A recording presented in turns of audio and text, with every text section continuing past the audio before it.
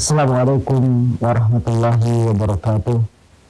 Alhamdulillah nahmaduhu wa nasta'inuhu wa nastaghfiruh wa na'udzu billahi min syururi anfusina wa min sayyiati a'malina. May yahdihillahu fala mudilla lahu wa may yudlil fala hadiya lahu. Asyhadu an la ilaha illallah wahdahu la syarika lahu wa asyhadu anna Muhammadan abduhu wa rasuluhu la nabiyya ba'dah. Zikrullah tabaraka wa ta'ala ya ayyuhalladzina amanu taqullaha haqqa tuqatih wa la tamutunna illa wa antum muslimun. Wa qala aydan ya ayyuhan nasu taqu rabbakumul ladzi khalaqakum min nafsin wahidah wa khalaqa minha zawjaha wa batha minhuma rijalan katsiran wa nisaa'a wattaqullaha alladzi tasaaluna bihi wal arham innallaha kana 'alaikum raqiba.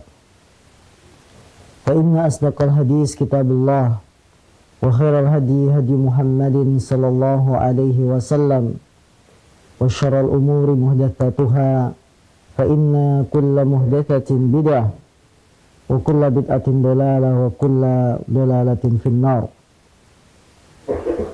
Para pemirsa yang dimuliakan Allah Subhanahu wa taala, ukhti muslimah, wanita muslimah dimanapun Anda berada, alhamdulillah di subuh hari ini kita bisa melanjutkan kembali kajian rutin bedah kitab, bedah buku panduan lengkap fikih ibadah wanita muslimah, yang buku ini alhamdulillah kami sendiri yang menulisnya. Kemudian kita akan selalu rutin untuk membahas isi dari buku ini. Alhamdulillah sudah sampai halaman 80. Kita akan menginjak pada halaman 81. Maka bagi para wanita muslimah yang belum memiliki buku ini untuk segera menghubungi bagian pemasaran untuk memesannya, karena kita masih di awal-awal bab, masih halaman 81 dari 500 halaman lebih. Ukhti muslimah, wanita muslimah dimanapun Anda berada,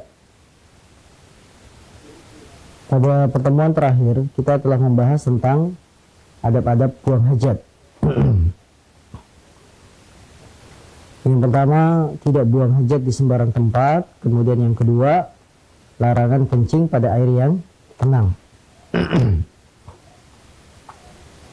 Maka pada kesempatan pagi hari ini insya Allah kita lanjutkan adab buang hajat yang ketiga. Selanjutnya adalah halaman 81, silakan dibuka. Tidak membawa sesuatu yang bertuliskan nama Allah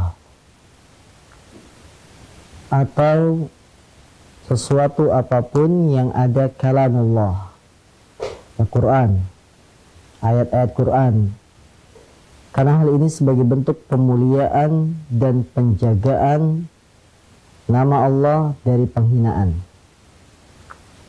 Oleh karena itu tidak layak bagi seorang muslim ketika buang hajat membawa sesuatu yang bertuliskan lafaz Allah, ya, kecuali memang darurat. Apalagi sampai membawa lafaz Al-Quran, tidak diragukan lagi larangannya. Termasuk dalam hal ini aplikasi-aplikasi Al-Quran yang ada di dalam HP. Ketika aplikasi tersebut dibuka, kemudian menampilkan ayat-ayat Al-Quran, maka tidak boleh dibawa masuk ke dalam kamar mandi, walaupun itu HP, karena aplikasinya sedang dibuka. Apabila akan masuk kamar mandi, maka aplikasi Quran harus ditutup terlebih dahulu. Jangan dibiarkan kita masuk ke dalam kamar mandi, sementara aplikasi Al-Quran tersebut layarnya menampakkan ayat-ayat Quran. Ini tidak pantas. Dan ini menghinakan Allah Subhanahu wa taala, menghinakan ayat-ayat Al-Quran yang memang harus kita muliakan. Adapun hadis yang menjelaskan bahwa Nabi apabila buang hajat beliau melepas cincinnya yang bertuliskan lafaz Allah, hadis ini adalah hadis yang lemah, atau bahasa mustalah hadisnya adalah hadis yang dhaif. Ya, sebagaimana ditegaskan kelemahannya di antara oleh Syalbani, beliau berkata apa yang dikatakan Abu Daud adalah benar karena jumhur mayoritas ulama telah mendhaifkan hadis ini. Jadi cerita bahwa Nabi kalau masuk kamar mandi melepas cincinnya yang bertuliskan lafaz Allah, karena cincin Nabi Muhammad SAW tulisannya adalah Muhammad Rasulullah, Allahnya di atas, Allah Rasulullah di tengah, Muhammadnya di bawah. Ini hadis yang lemah.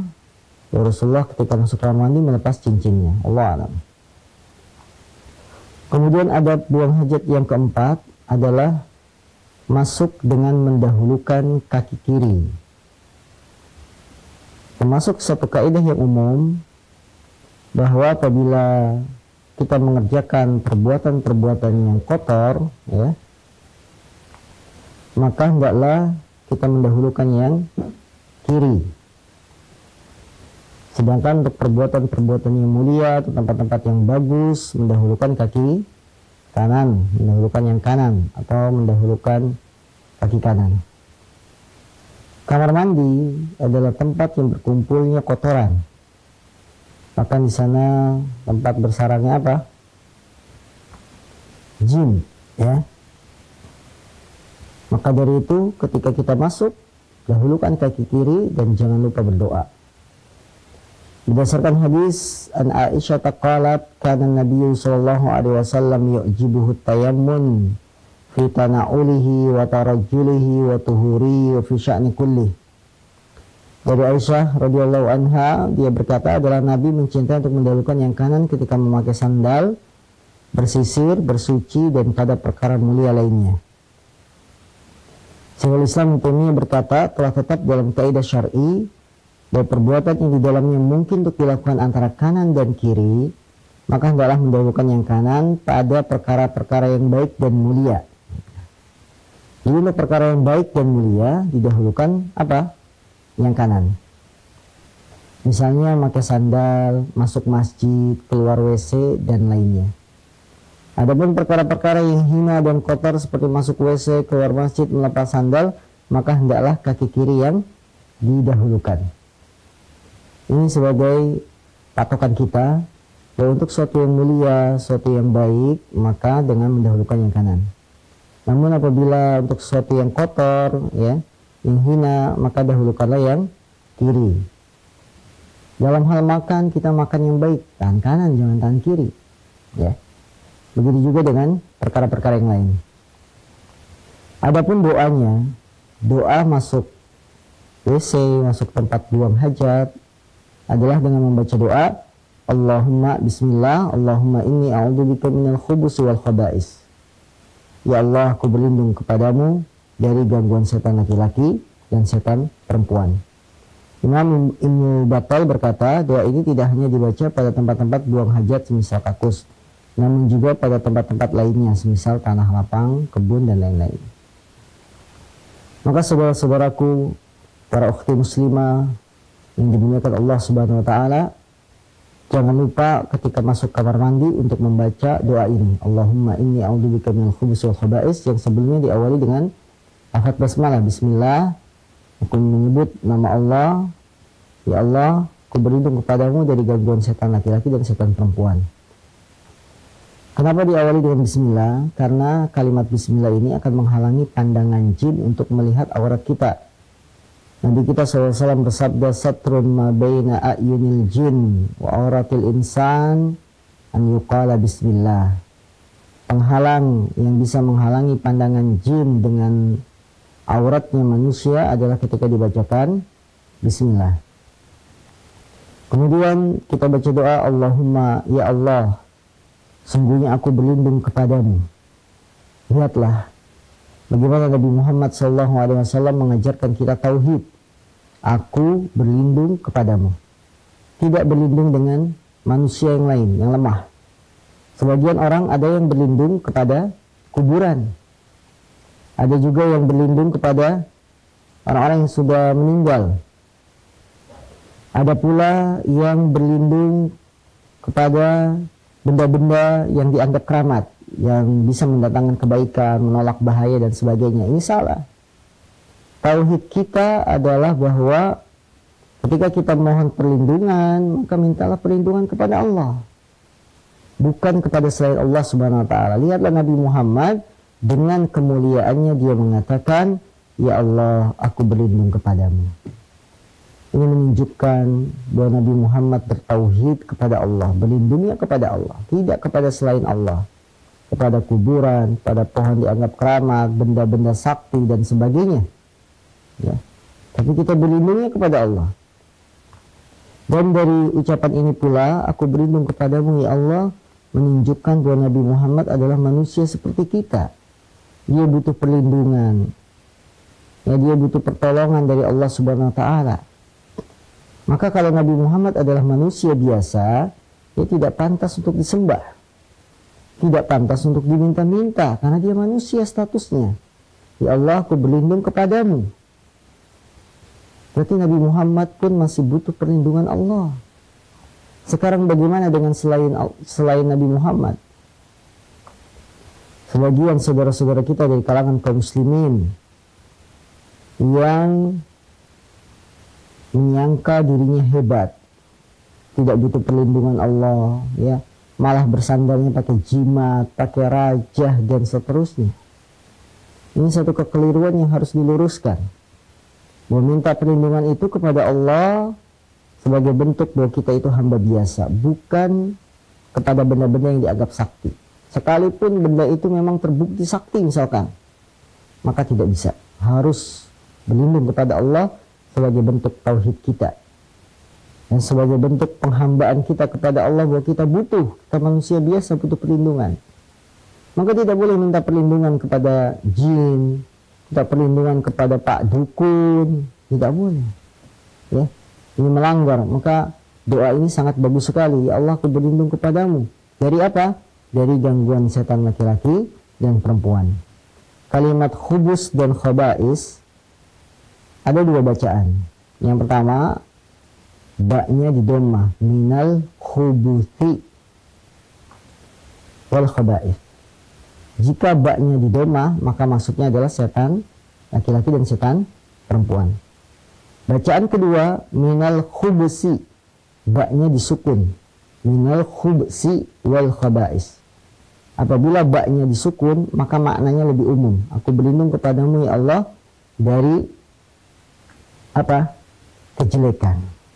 Dari kejelekan dan pelakunya. Ini lebih umum daripada kalimat khubusi wal khaba'is. Doa ini para pemirsa yang dimuliakan Allah Subhanahu wa taala dibaca ketika kita akan masuk kamar mandi, WC dan sejenisnya tempat buang hajat. Maka dahulukanlah kaki kiri, kemudian baca bismillah dan baca doa ini.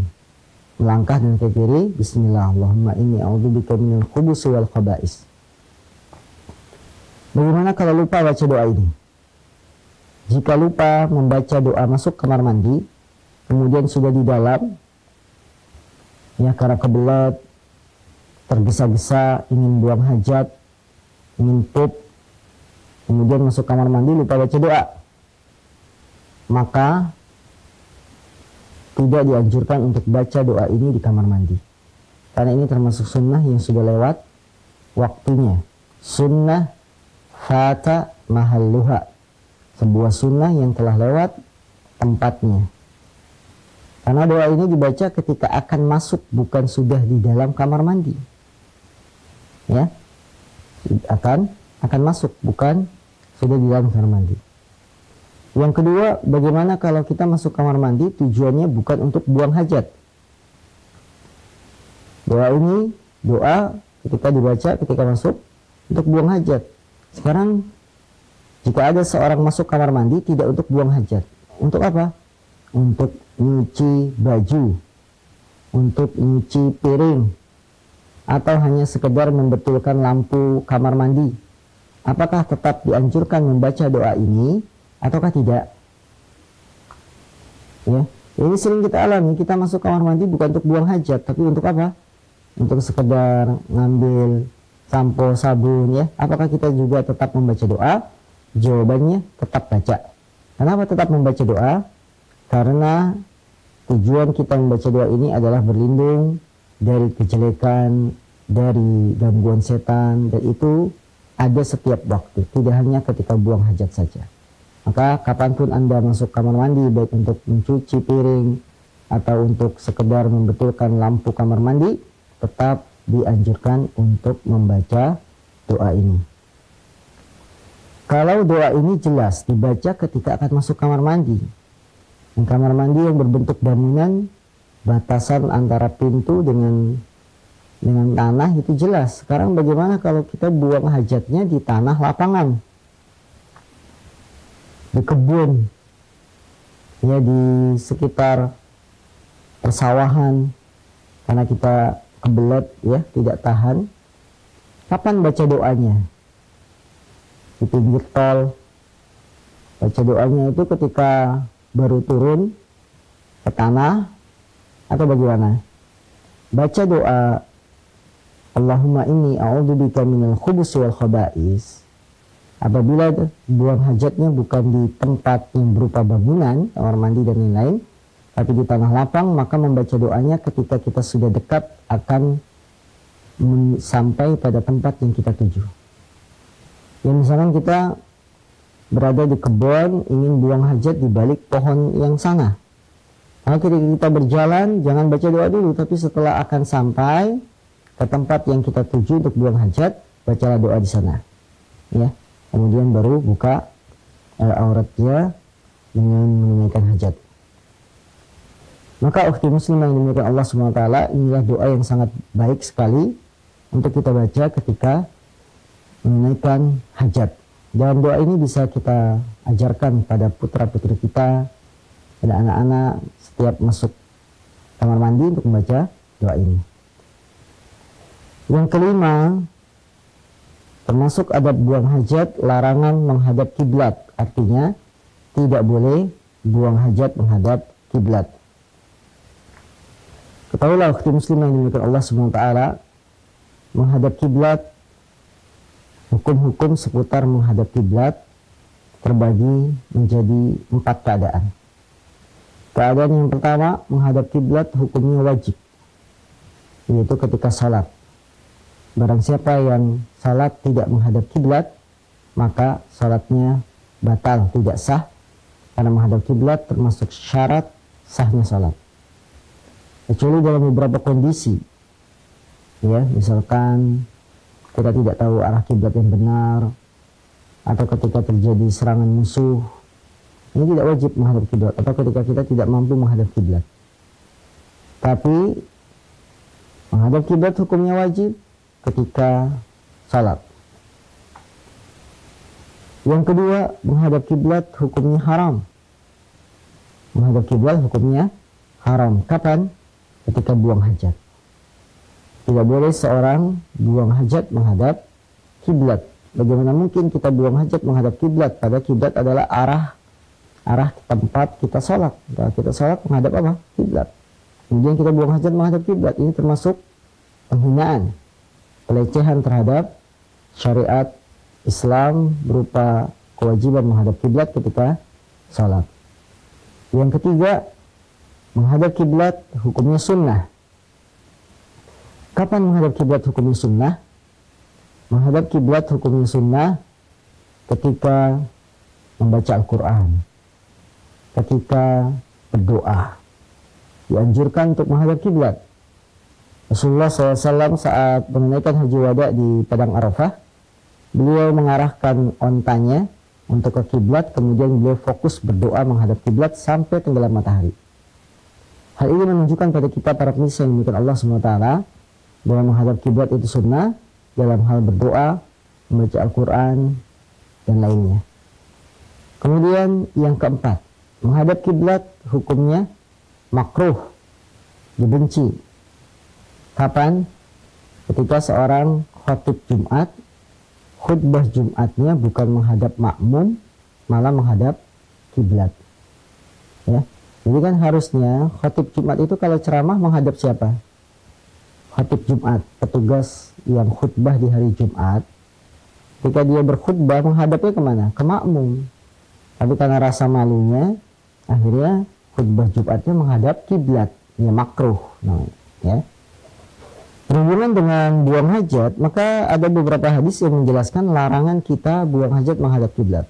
Hadis yang pertama, hadis Abu Ayyub Al-Ansari bahwasanya Rasulullah SAW bersabda, idza ata ahadukumul gha'ita fala yastaqbilul qiblata wa la yuwalliha dhahrahu. Apabila salah seorang di antara kalian buang hajat, maka janganlah ia menghadap kiblat atau membelakanginya. Jadi kata sahabat Abu Ayyub Al-Ansari, kalau kalian buang hajat, jangan menghadap kiblat, jangan pula membelakanginya. Hadis yang kedua, hadisnya Jabir bin Abdullah, semoga Allah meridainya, dia berkata, nahan Nabi sallallahu alaihi wasallam an nastaqbilal qiblata bi baulin fara'aituhu qabla an yuqbada bi amin yastaqbiluha. Dari Jabir bin Abdullah dia berkata, Nabi melarang kami menghadap kiblat ketika buang hajat, tetapi aku melihatnya menghadap kiblat setahun sebelum wafatnya. Nanti kita kompromis, kita jamak, kita kumpulkan bagaimana menyikapi hadis-hadis yang kelihatannya berbeda ini. Kita baca dulu hadis ketiga. Hadisnya Abdullah bin Umar, dia berkata, innan nasa yaquluna idza qa'atta ala hajatika fala tastaqbilul qiblata wala baital maqdis. Faqala Abdullah ibn Umar, laqad irtaqaitu yawman ala baitin lana fara'aitu Rasulullah SAW ala labinataini mustaqbilan baital maqdis. Dari Abdullah bin Umar dia berkata, sungguhnya manusia berkata apabila buang hajat janganlah menghadap kiblat atau Baitul Maqdis. Padahal suatu hari aku pernah naik ke rumah saudara perempuanku, maksudnya siapa? Hafsah. Dan aku melihat Rasulullah buang hajat dengan menghadap Baitul Maqdis. Hadis ini yang berbicara tentang larangan menghadap kiblat, hadisnya Abu Ayyub Al-Ansari, dia melarang sama sekali, nggak boleh menghadap kiblat, membelakangi juga tidak boleh. Kelihatannya tiga hadis ini saling bertentangan. Hadisnya Jabir Abdullah mengatakan, aku melihat Rasulullah setahun sebelum wafatnya malah menghadap kiblat buang hajatnya. Hadisnya Abdullah bin Umar mengatakan bahwa saya pernah melihat Rasulullah menghadap apa? Buang hajat menghadap Baitul Maqdis. Padahal dilarang. Bagaimana cara menyikapi ketika terlihat hadis ini satu sama lain saling bertabrakan? Para ulama berselisih tajam, apakah hukum menghadap kiblat dan belakangnya ketika buang hajat bersifat mutlak, baik pada bangunan maupun tanah lapang. Hadis Abu Ayyub berfaedah larangan menghadap kiblat dan membelakanginya secara mutlak. Sedangkan hadis Jabir menjelaskan bahwa akhir perkara Rasulullah menunjukkan bolehnya menghadap kiblat. Sementara hadis Abdullah bin Umar menunjukkan bolehnya membelakangi kiblat, tidak menghadapnya pada bangunan atau yang semisalnya. Yang benar dalam masalah ini adalah pendapat jumhur ulama yang mengkompromikan dalil-dalil yang ada, yaitu bahwa menghadap kiblat dan membelakanginya dilarang pada tanah lapang atau tempat yang tidak ada penutup atau pembatasnya. Jadi pendapat yang terkuat untuk menghadap kiblat, dia mutlak dilarang kita buang hajat menghadap kiblat. Baik itu buang hajatnya di tanah bangunan, berupa kamar mandi, ya, berupa bangunan gitu ya, kamar mandi dan sejenisnya, nggak boleh menghadap kiblat. Atau buang hajatnya di tanah lapang, di kebun dan lain-lain, tetap tidak boleh menghadap kiblat. Ya, jadi secara mutlak larangan dari Rasulullah untuk menghadap kiblat baik di tanah lapang maupun apabila menunaikannya di bangunan atau kamar mandi. Adapun pada bangunan atau tempat yang ada penutup dan pembatasnya, maka dibolehkan membelakangi kiblat, tidak menghadap kiblat. Ya. Jadi kalau untuk menghadap kiblat, dimanapun Anda menunaikan hajat, tidak boleh. Untuk membelakangi kiblat, boleh membelakangi kiblat jika hajat Anda, hajat kita ditunaikan pada kamar mandi atau sejenisnya yang berbentuk bangunan yang ada penutupnya. Jadi untuk membelakangi kiblat boleh kalau berupa bangunan, kita buang hajatnya di tempat yang berupa bangunan. Adapun tanah lapang tidak boleh membelakangi kiblat. Inilah pendapat terbaik dalam masalah ini yang menggabungkan antara hadis-hadis yang sudah disebutkan. Hadis Abdullah bin Umar mengatakan Rasulullah membelakangi kiblat. Hadisnya Abu Ayyub, Rasulullah tidak melarang menghadap kiblat dan membelakanginya. Bagaimana ini? Maka kita kumpulkan, kita kompromikan. Ya. Cara mengkompromikannya, untuk menghadap kiblat tidak ada toleransi. Haram buang hajat menghadap kiblat, dimanapun buang hajatnya, baik di kebun, di tanah lapang, atau di tempat yang ada penutupnya seperti kamar mandi. Kemudian untuk membelakangi kiblat, bila buang hajatnya di tanah lapang, di kebun, maka boleh membelakangi kiblat. Tapi bila buang hajatnya di mana? Di tempat yang ada tutupnya berupa bangunan, maka boleh membelakangi kiblat sebagaimana hadisnya Abdullah bin Umar. Kemudian ukhti muslimah yang dimuliakan Allah SWT, yang keenam, ketika kita akan buang hajat, adabnya adalah menjaga aurat. Berkata Imam Ibnu Qudamah, disukai untuk menutup aurat ketika buang hajat. Jika ia mendapati kebun, perrimbunan, pohon atau lainnya, hendaklah ia menutup diri dengannya. Jika tidak, maka hendaklah ia menjauh hingga tidak dilihat seorang pun. Dalam hal menjaga aurat ketika buang hajat, tentunya ini ketika buang hajat di tempat yang terbuka, tanah lapang, kebun, dan lain-lain. Maka ketika buang hajatnya di tanah terbuka, hendaklah kita cari tempat yang tertutup.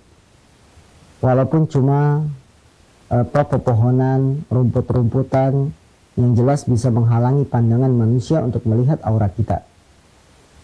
Maka ini menjadi peringatan yang sangat penting di tempat-tempat pemandian umum. Ada beberapa rumah ya, kamar mandinya sama satu.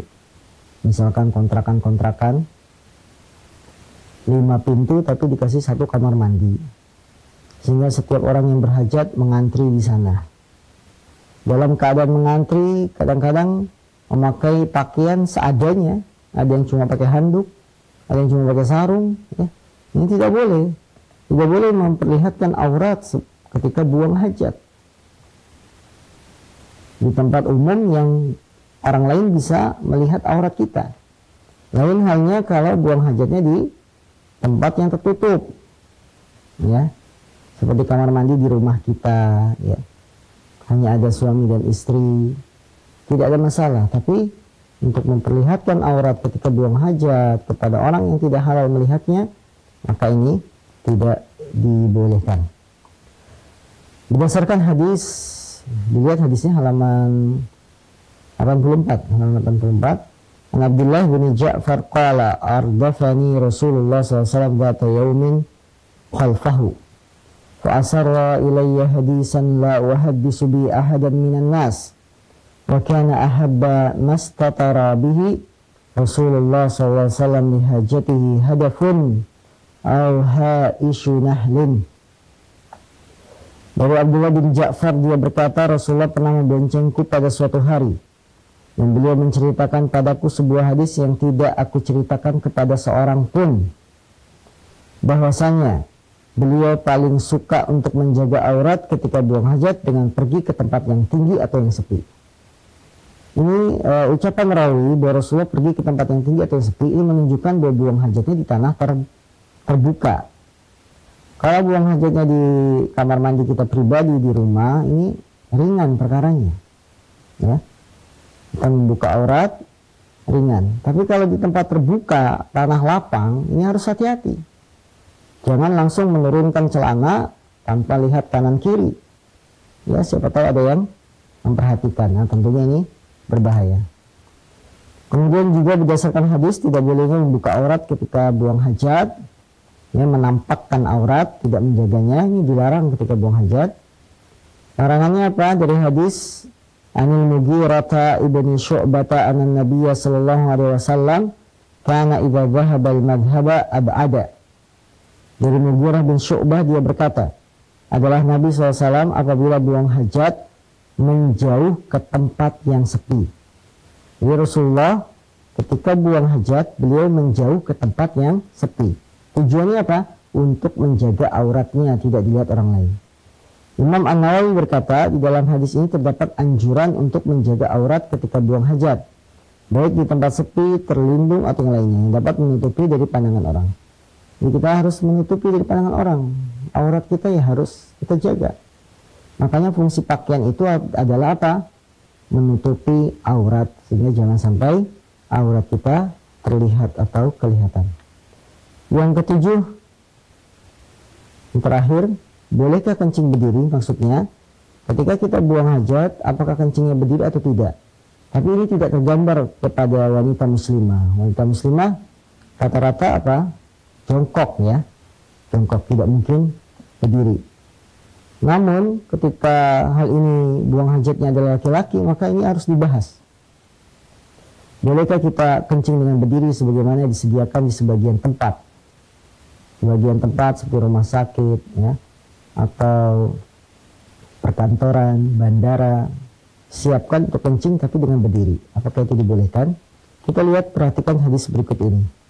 An Aisyah qalat man haddatsakum anna nabiyya sallallahu alaihi wasallam kana yabulu qa'ima fala tusaddiquhu ma kana yabulu illa qa'ida. Aisyah berkata, barang siapa menceritakan kepada kalian bahwasanya Nabi kencing berdiri, maka janganlah dipercaya. Tidaklah beliau kencing kecuali dengan duduk ya. Jadi kata Aisyah, kalau ada yang menceritakan kepadamu Nabi kencing berdiri, jangan dipercaya. Rasulullah itu tidak pernah kencing kecuali dengan duduk. Dari Hudzaifah bin Yaman, dia berkata, kuntu ma'an nabi fantaha ila subatati yaumin fabala qa'ima. Hudzaifah bin Yaman berkata, aku pernah pergi bersama Nabi, kemudian beliau berhenti pada suatu tempat dan kencing dengan berdiri. Allahu Akbar. Keterangan Aisyah dengan keterangan Hudzaifah bin Yaman bertolak belakang. Aisyah mengatakan jangan dipercaya kalau ada yang mengatakan Nabi kencing berdiri. Nabi itu selalu kencingnya dengan duduk. Tapi hadis Hudzaifah bin Yaman sangat jelas. Nabi berhenti di suatu tempat, kemudian kencing dengan berdiri. Bagaimana kita mengkompromikan dua keterangan ini? Al-Hafidh Ibnu Hajar berkata, yang zahir bahwa perbuatan Nabi di atas menunjukkan bolehnya hal itu, sekalipun beliau paling sering kencing dengan duduk. Jadi Nabi yang paling sering kencingnya dengan duduk, yaitu dengan jongkok atau duduk, sebagaimana perkataan Aisyah. Dan ini hanya sebatas pengetahuan Aisyah di dalam rumah. Adapun di luar rumah, maka para sahabatnya lebih tahu, karena sahabat ini mendampingi Nabi SAW kemana pergi. Ketika Nabi pergi, mampir di satu tempat, beliau kencing dengan berdiri. Ini yang dialami atau dilihat oleh para sahabat. Sementara ucapan Aisyah, jangan kalian benarkan kalau ada yang menceritakan Nabi kencing berdiri, ini sepanjang pengetahuan Aisyah saja ya. Jadi kesimpulannya, kencing dengan berdiri atau duduk dibolehkan. Yang terpenting adalah aman dari percikan air kencingnya ya. Jadi yang penting apa? Aman. Mau duduk, mau berdiri, boleh, silakan. Yang terpenting aman, terjaga dari cipratan air kencingnya. Perhatian hadis yang berbunyi, an Umar qala ra'anin nabiyyu sallallahu alaihi wasallam wa ana abulu qa'iman faqala ya Umar la tabul qa'iman fama bultu qa'iman ba'du. Dari Umar, dia berkata, Nabi melihatku kencing dengan berdiri, maka beliau pun menegurku seraya berkata, hai Umar, janganlah kamu kencing dengan berdiri. Hadis riwayat Tirmidzi, Ibnu Majah, Ibnu Hibban, Baihaqi, dan hadis ini dhaif ya. Hadis ini derajatnya dhaif atau lemah. Jadi Rasulullah boleh Anda kencing berdiri atau duduk, yang jelas aman dari cipratan air kencing. Kemudian berhubungan dengan hadis yang mengatakan bahwa Umar kencing dengan berdiri, kemudian ditegur oleh Rasul dengan mengatakan jangan kamu kencing dengan berdiri. Kata Umar, sejak saat itu aku tidak pernah kencing dengan berdiri. Hadis ini menunjukkan hadis yang lemah, bukan hadis yang sahih, sehingga tidak bisa dijadikan sebagai hujjah atau keterangan. Baik para pemirsa yang Allah SWT, ini kajian singkat di pagi hari ini. Apabila ada pertanyaan yang akan disampaikan, silakan menghubungi nomor telepon baik via SMS ataupun ya menelpon langsung pada nomor yang ada di layar TV Anda. Tafadhol.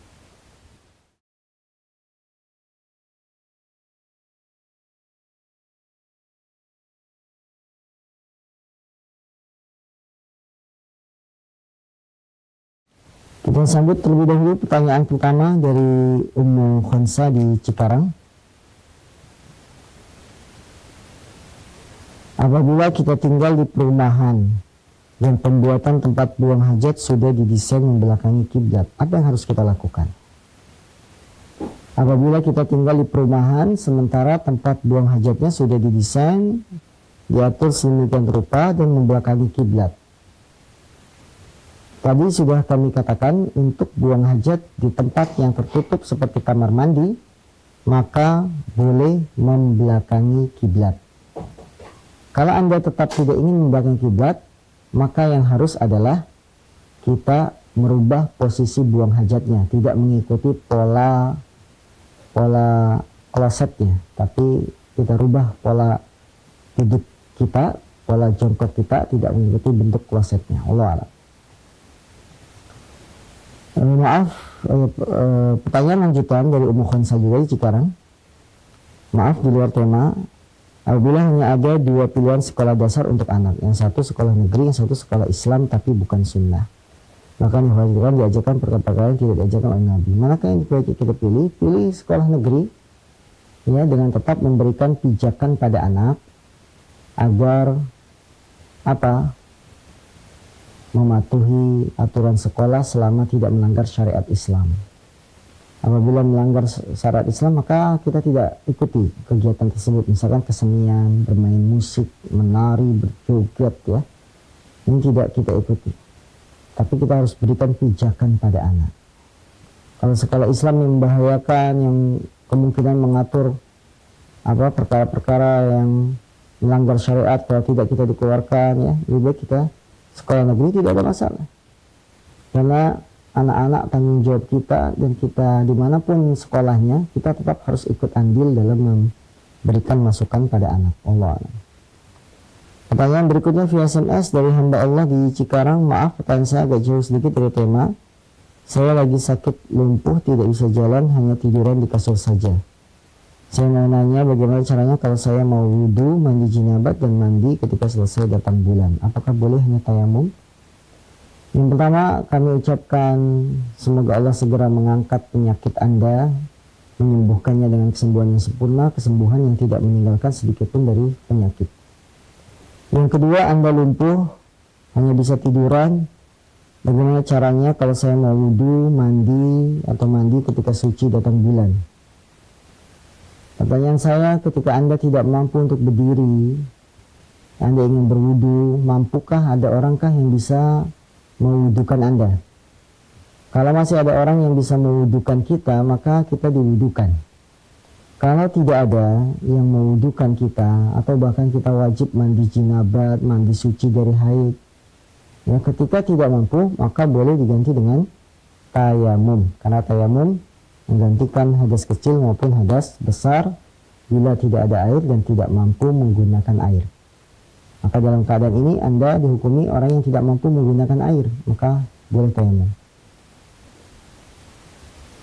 Sampai di mana ukuran batas membersihkan dubur supaya sah? Membersihkan dubur supaya sah adalah kotoran yang menempel di dubur hilang. Itu saja patokannya.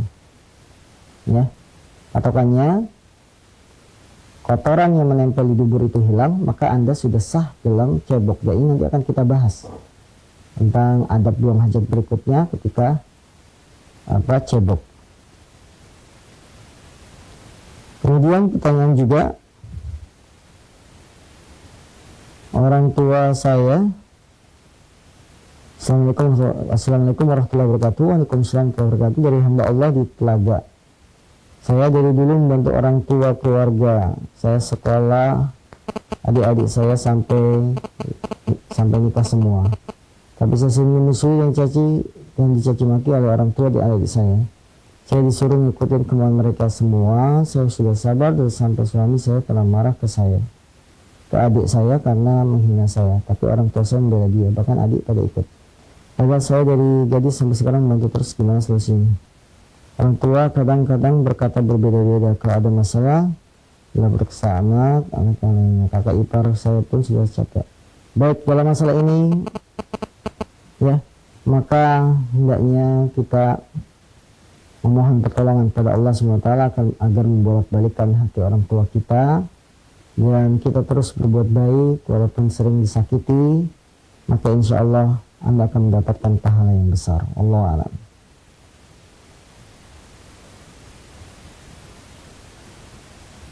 Baik, pertanyaan berikutnya dari pesan singkat atau telepon.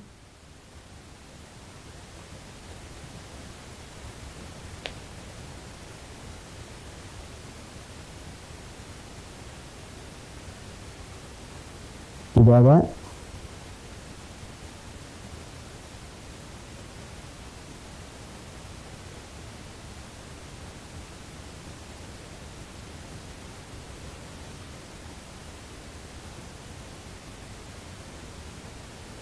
Para pemirsa yang dimuliakan Allah Subhanahu wa taala, inilah sedikit dari kajian kita di pagi hari ini. Semoga bermanfaat.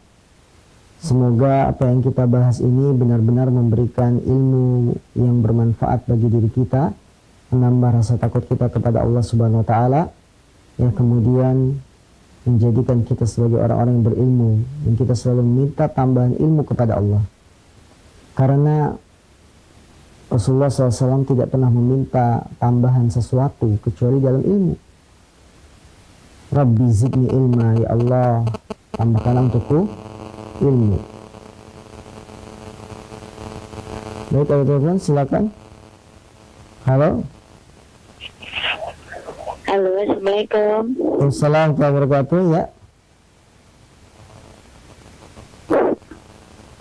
Jadi siapa di mana? Halo, assalamualaikum. Waalaikumsalam warahmatullahi wabarakatuh. Halo ya, silakan. Ini saya mau bertanya, Ustaz. Halo. Ya, silakan pertanyaannya, sudah didengar. Oh ya, saya pernah dengar dari Ustaz yang ada di TV juga, Ustaz. Selama ini yang saya pelajari dan saya dengar dari Ustaz lain, bahwasanya di dalam sholat yang dekat dengan Allah dan dianjurkan untuk banyak berdoa ketika dalam keadaan masih sujud, ya Ustaz ya. Tapi saya pernah dengar kok rukuk juga dianjurkan untuk berdoa. Apakah ini benar atau gimana, Ustaz? Mohon penjelasannya, Ustaz. Baik. Assalamualaikum warahmatullahi wabarakatuh. Waalaikumsalam warahmatullahi wabarakatuh. Penanya yang masuk, alhamdulillah telah bergabung pada kami di acara pagi hari ini. Beliau bertanya di luar tema pembahasan yang kita bahas, karena pembahasan kita seputar adab pulang hajat.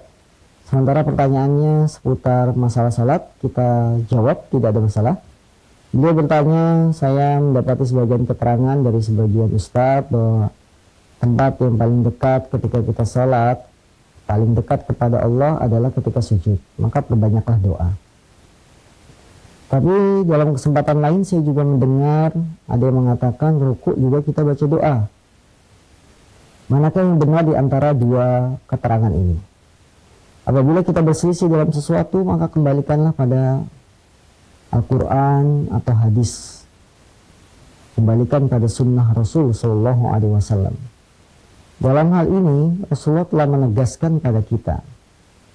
Beliau bersabda, wa amma ruku fa'adzimu fihi rabb wa amma sujud fa'aktiru fihi du'a faqaminin an yustajabalah. Rasulullah SAW Nabi kita bersabda, adapun ruku fa'aktiru fihi, ya, fa'adzimu fihi rabb. Adapun ruku, kata Nabi, maka agungkanlah Rabbmu saat ruku. Subhana rabbiyal azim, subhana rabbiyal azim. Diperbanyak, tidak ada doa. Kemudian Rasul mengatakan, wa amma sujud fa'akthiru fihi du'a. Adapun sujud, perbanyaklah doa di dalamnya. Adapun sujud, perbanyaklah doa di dalamnya, maka sangat mungkin sekali akan dikabulkan doa Anda, ya, akan sangat mungkin sekali akan dikabulkan doa-doa Anda. Dari keterangan ini, maka secara tegas bisa kita katakan ketika ruku, perbanyaklah doa ruku mengagungkan Allah. Subhana rabbiyal azim, maha suci Rabbku yang maha agung, begitu. diperbanyak. Tidak usah doa. Saat sujud, baca doa sujud terlebih dahulu, Subhana Rabbiyal A'la. Ketika sudah selesai baca doa sujud, Subhana Rabbiyal A'la, masih ada waktu untuk berdoa, perbanyaklah doa. Karena di saat itulah keadaan hamba paling dekat kepada Allah, yaitu ketika sujud. Sebagaimana Rasulullah mengatakan, aqrabu ma yakunul abdu li rabbihi wa huwa sajid. Keadaan paling dekat seorang hamba kepada Rabbnya ketika dia sujud. Allahu ta'ala a'lam. Pertanyaan berikutnya, pertanyaan via SMS. Apakah kamar mandi, toilet dilarang menghadap kiblat? Bagaimana dengan toilet yang sudah terlanjur? Dari saudari Dian di Bekasi. Kamar mandi apakah dilarang menghadap kiblat? Maksudnya toiletnya. Kalau kamar mandinya menghadap kiblat, maka yang buang hajat jangan menghadap kiblat. Ya. Kalau sudah terlanjur klosetnya diarahkan ke kiblat, maka kita yang buang hajat jangan mengikuti pola klosetnya. Kita rubah posisi kita yang buang hajat, jangan sampai menghadap kiblat. Maka tidak boleh kamar mandi dihadapkan ke kiblat, yang buang hajat juga menghadap ke kiblat, karena kiblat itu adalah arah tempat sholat seorang muslim. Ya, di sana ada Baitullah, Ka'bah, rumahnya Allah. Maka pantaskah kita buang hajat dengan menghadap kiblat? Ini termasuk pengagungan kepada Allah. Wa may yu'azzim sya'airallah fa innaha min taqwal qulub. Barang siapa yang mengagungkan syiar-syiar Allah, maka semuanya itu termasuk tanda ketakwaan hati. Allah alam. Jadi kita tidak boleh menghadap kiblat sebagai bentuk pengagungan kepada Ka'bah. Naam, ada tempat yang masuk berikutnya. Halo. Boleh. Assalamualaikum. Assalamualaikum warahmatullahi wabarakatuh. Assalamualaikum dari Padang, Pak Abdullah, Pak Ustaz. Ya, Abdullah Padang, silakan. Saya mau tanya Pak Ustaz. Tadi Pak Ustaz bilang dalam sujud kita harus banyak berdoa. Nah, apa kita boleh berdoa dalam bahasa Indonesia, Ustaz? Baik, cukup Pak Abdullah. Kemudian dalam tahiyat akhir, apa kita juga bisa berdoa dalam bahasa Indonesia? Iya. Mohon penjelasan Ustaz. Assalamualaikum warahmatullahi wabarakatuh. Waalaikumsalam warahmatullahi wabarakatuh. Dari Pak Abdullah di Padang, alhamdulillah di pagi hari ini Bapak bisa bergabung bersama kami dalam kajian rutin setiap Sabtu pagi. Beliau bertanya, tadi kami sebutkan bahwa ketika sujud banyaklah berdoa. Apakah boleh berdoa dengan bahasa Indonesia? Ketahuilah para pemirsa yang dimuliakan Allah SWT, lafat-lafat dalam agama Islam, lafat-lafat baik lafat bahasa Arab, ya, doa dan sebagainya, terbagi menjadi 3 keadaan. Keadaan yang pertama, lafat-lafat yang harus dijaga keasliannya, yaitu dengan bahasa Arab. Tidak boleh diganti, tidak boleh dirubah. Contoh, lafat Al-Quran. Ya, Al-Quran kalau kita ingin baca, ya baca lafat Arabnya. Tidak boleh diganti Alhamdulillahirabbil alamin dengan ucapan segala puji bagi Allah. Nggak boleh, ini lafaz Quran. Ya, maka usulan salat dengan 2 bahasa, bahasa Arab dengan bahasa Indonesia, supaya khusyuk, jadi Al-Fatihahnya diterjemahkan, ini tidak ada. Ini lafaz Al-Quran yang harus dijaga. Yang kedua, lafaz-lafaz yang harus dijaga keasliannya harus dengan bahasa Arab. Lafaz-lafaz doa-doa salat. Takbir, Allahu Akbar. Doa iftitahnya, inni wajjahtu wajhiya lilladzi fataras samawati wal ard. Ini harus pakai bahasa Arab, nggak bisa diganti bahasa Indonesia. Doa ruku, subhana rabbiyal azim, harus pakai bahasa Arab.